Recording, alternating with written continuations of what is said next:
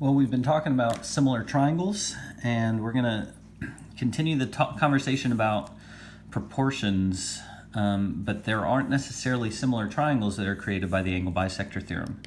But the idea behind it is if we have this angle bisector that cuts through our triangle, it creates proportional pieces. And so I've got this A compared to the B, and so I'm comparing one thing from the left to the one on the right, and the C to the D. And so I've got A over B equals C over D.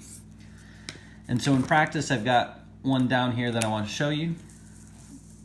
We've got this angle bisector cutting through, and so I compare both sides of the angle bisector to each other. So I can compare the 25 to the 20, and I can compare the 10 to the x. Now, you could also compare the 25 to the 10,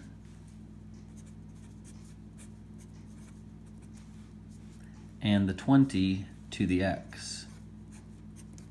The idea is that we're comparing the pieces that are corresponding to each other. And so the two sides of the triangle, and then the two pieces formed by the angle bisector. This angle bisector cutting through. So then how we solve our proportions again, we cross multiply, so we get 25 times x, and we get 10 times 20, which is 200. And then we divide by that 25 to get the x by itself, and 200 divided by 25 is 8.